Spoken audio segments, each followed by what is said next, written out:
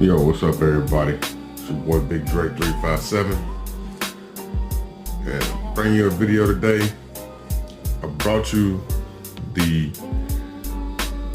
unveil of Project Smoke, which I have in front of me, and we talked about the Handguard and the buffer tube by Smoke Composites. Today I'm going to give you my actual thoughts and opinions on these two items. Alright, so as you know, this Handguard and buffer tube was provided to the channel by Smoke Composites for the purposes of this project. And so in turn, I built the project. It's completed, as you see, and I absolutely love this Handguard and this buffer tube. They are probably the most unique pieces that I've seen yet to go on an AR, considering the fact that they are a carbon fiber and resin composite with actual carbon fiber for the rails and things like that. So basically, essentially what they're doing is taking carbon fiber, and when they're weaving it, they're mixing in a resin, so it comes out looking like this, like smoky look, versus a traditional carbon fiber look. And then they use just straight traditional carbon fiber for the Picatinny rail, and on the buffer tube, the little rail at the bottom that has your slots for your stock to adjust, it's actual just regular carbon fiber as well. But the rest of it is that carbon fiber resin blend, which comes out to be an extremely light product. This Handguard weighs pretty much next to nothing. It's extremely light, and the buffer tube as well. It's extremely light for a buffer tube, but the finishing and the quality of the work that went into this is amazing. Now, this is really thin. It's really thin, just like a lightweight aluminum Handguard, but it's very durable and sturdy. So you get the look of something that's extremely sexy as hell. You get the durability of something machined out of a nice high quality like metal, aluminum type deal, but you also get the luxury of having something that is lightweight and easy for you to carry. The downside to the materials on this, so we're going to get into some cons right now.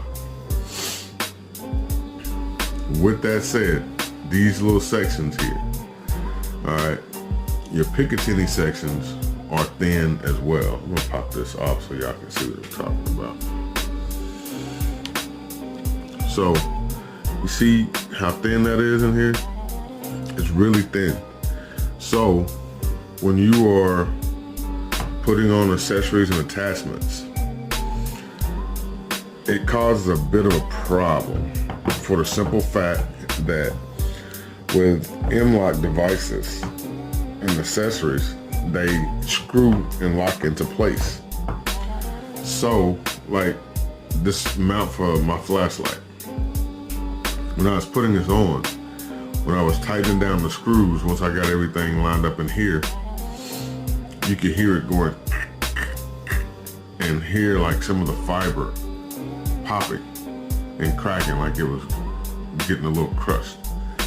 Now when I take this off, you don't physically see any damage, but you can hear it as you're tightening it down and cranking it down. So I'm afraid that if you get it too tight, it may actually do some damage to it. That's one of the downsides to it. I've got this on here really tight. It's not going anywhere at all. But I wouldn't want to put it any tighter than what I have it, and just to be on the safe side. And then another thing that I found that I didn't really care for.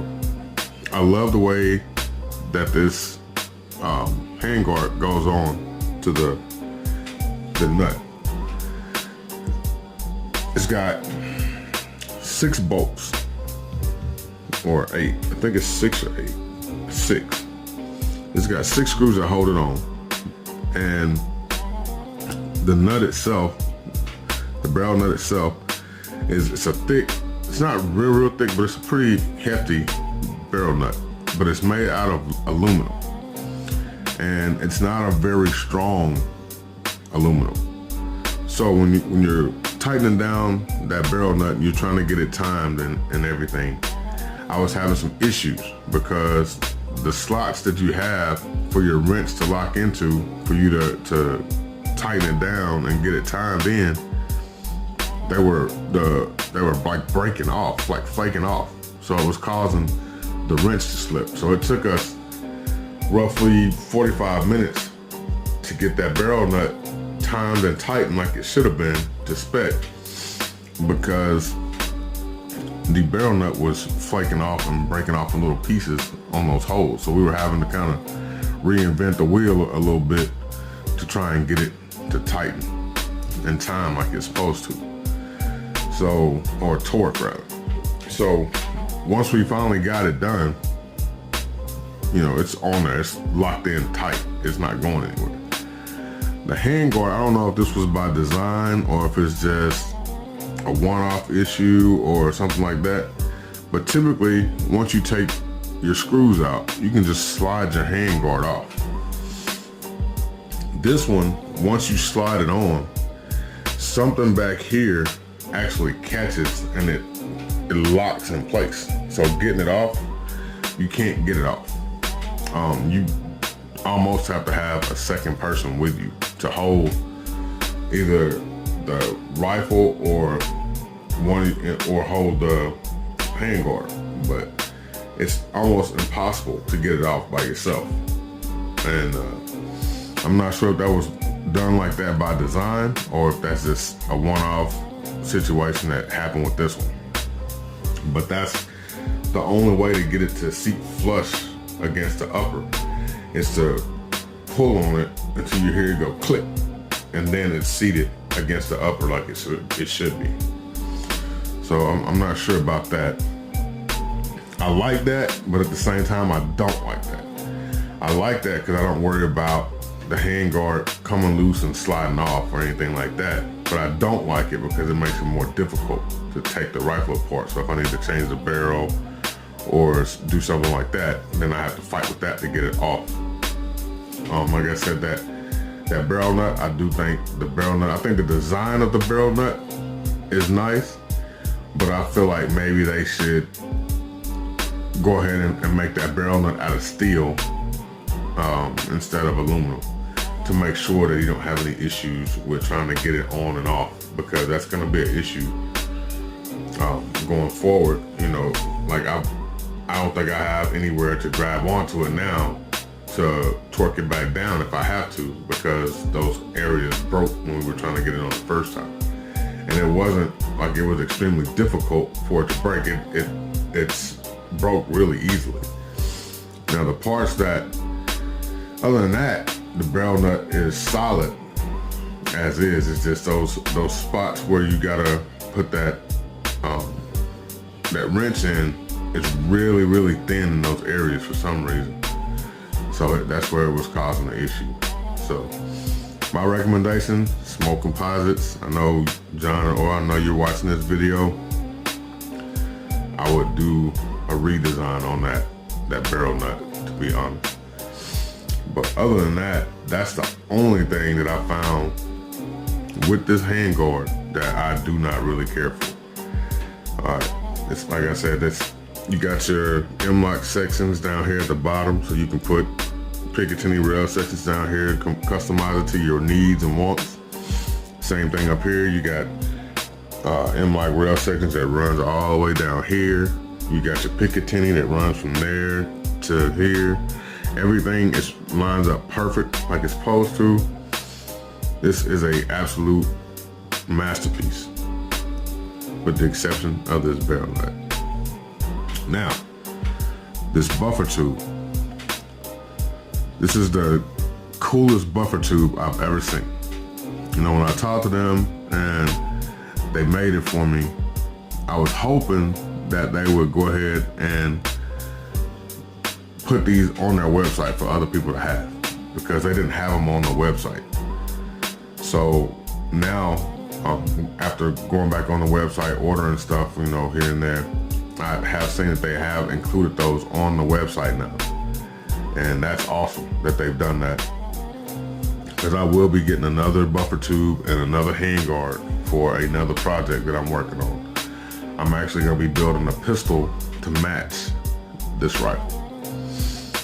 And so I'm going to be needing another buffer tube and handguard.